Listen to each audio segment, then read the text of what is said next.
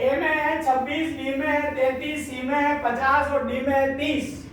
तो आप मुझे बताओ कौन सा उत्तर सही है इसमें? सी। तो अपने को M O M R sheet के अंदर सी के अंदर क्या कर देना बच्चों? गोला कर देना है। इसी प्रकार से मैंने आपको इसमें आपको पता विज्ञान भी आएगी, पर्यावरण भी आएगी, हिंदी भी आएगी, अंग्रेजी भी आएगी और हिंदी भी आएगी और आपके सामाजिक भी आएगी। अब जैसे मैंने दूसरा प्रश्न मन से लिया, भोजन को चबाया जाता है, ये मन से बनाया प्रश्न और मैंने लिख दिए 4 बातें, दांतों से, जीभ से, आंतों से, हाथों से। तो आप बताइए भोजन को किससे चबाते हैं? किस्मत? दांतों से। दांतों से चबाते हैं। तो बेटा दांतों से किसमें लिखा हो? खड़ा के बोलो। ए में। इसकी फोटो ले लो। ए में लिखा हुआ तो अपन क्या करेंगे? ए को भर देंगे। अब बैठो आप नीचे। अब मैं आपको पेपर में से प्रश्न बताता हूं। ये कहता है एक कैक्टस होता है। कैक्टस का मतलब होता है रेगिस्तान के अंदर जो कांटे के पौधे होते हैं ना, उसको कैक्टस कहते हैं, है ना? जिसको अपन थोर भी कह सकते हैं, डंडा थोर भी कहते हैं, पत्ती थोर भी कहते हैं। कैक्टस के कौन सा अनुकरण उसे सीमित पानी और शुष्क वातावरण में जीवित रखता है? तो उसमें क्या होती है?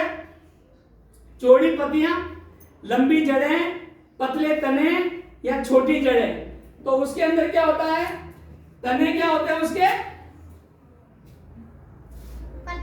पतले होते हैं और उसकी पत्तियां भी बहुत मांसल होती है। तो अपन बताओ तने पतले होते हैं। ये कितने नंबर में बोला मैंने? सी में बोला। तो बोला सी में। और इसका क्या भर देंगे अपन? सी भर देंगे। अब आप देखिए आगे, फिर मैं अब इस प्रश्न का ले रहा हूं, पेपर का प्रश्न। ये कह रहा है कि निम्नलिखित में से कौन सी भूमिका गांव में पंचायत नहीं करती है? अपन ने पंचायत का पाठ पढ़ा, सरपंच साहब का पाठ पढ़ा था। तो बताओ पंचायत क्या काम नहीं करती गांव में? आप बोलना। लोगों को उचित नल आपूर्ति सुनिश्चित करती। बोलो पानी देती नहीं देती है? देती है। इसका मतलब ये काम करती है। और गांवों में नई सड़कें और जल निकासी की व्यवस्था करती है, नई सड़कें बनाती है, गंदी नालियों का पानी द्वारा पानी को बाहर भिजवाती नहीं भिजवाती है। और गांव में सामुदायिक केंद्रों का नवीनीकरण करती है। जैसे मान लो कहीं पर भी कोई छोटा मोटा केंद्र बनाना है तो वो भी ग्राम पंचायत करती है। लेकिन गांव में कानून और व्यवस्था का कार्यान्वयन करती है। कानून बनाती है क्या वो? नहीं, कानून का काम पुलिस का है। कानून व्यवस्था काम पुलिस का है। तो इसके अंदर अपन ने देखा कौन सा उत्तर नहीं करती है? डी नहीं करती है ना बेटा? तो डी में क्या करेंगे? चौथे प्रश्न में डी में घोड़ा कर देंगे। डी में घोड़ा कर देंगे। अब आगे ले रहा हूं मैं। निम्नलिखित में से कौन सा जानवर अपने भोजन की आदत के अनुसार सही है? मैं जानवर का नाम बोलूंगा और आपको क्या करना है? ये बताना है कि ये बंदा, ये जानवर ये भोजन करता है या नहीं करता है। अब देखिए पहले बताओ मैं गाय मांसाहारी है क्या? नहीं सर। शेर शाकाहारी है क्या? नहीं सर। भालू सर्वाहारी है, यानी भालू सब खा लेता है क्या? और हिरण सर्वाहारी है, हिरण भी मांस खा लेता है क्या? नहीं सर। लेकिन भालू मांस भी खा लेता है और भालू शहद भी खा लेता है और भालू कोई फसल भी खा लेता है, गाजर भी खा लेता है। इसका मतलब भालू क्या है? सर्वाहारी है। तो इसके अंदर कौन सा उत्तर सही है?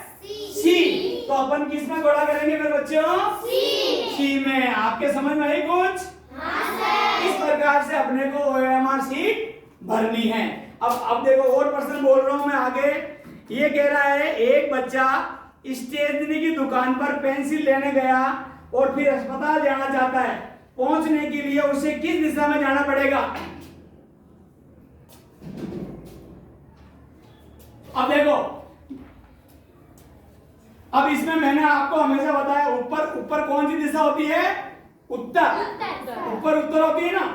और इधर कौन सी होती है? पूरब। और पश्चिम। और इधर कौन सी होती है? पूरब।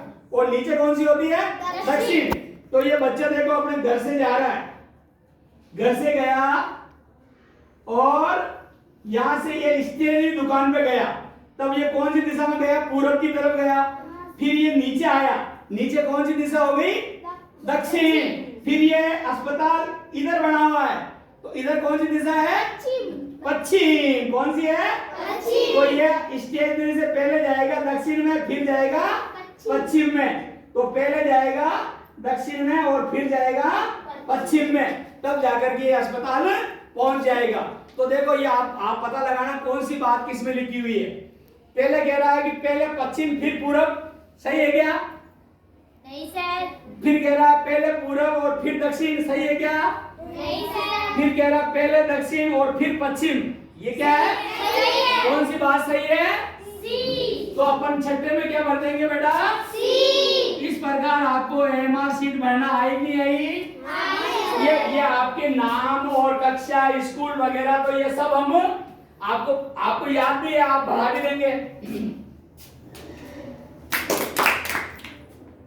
अब ये कह रहा है कि सूर्य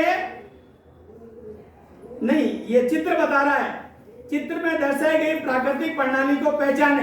देखो इधर ये समुद्र है, समुद्र का पानी भाप बन करके ऊपर उड़ रहा है, ऊपर उड़ करके वापस बरसात बन के नीचे आ रहा है। तो इसको क्या कहते हैं अपन? इसको क्या अपन कहते हैं?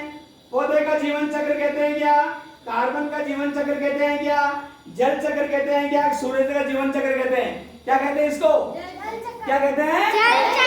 जल चक्र का मतलब होता है जमीन का पानी या जो भी पानी के स्रोत है, आपके तालाब है, समुद्र है, आपके कपड़े सुखाते हैं और भी जो नदी नाले हैं, उनका पानी उड़ करके ऊपर जाता है, ऊपर जाके ठंडा होता है, फिर बादल बन के वापस बरसता है।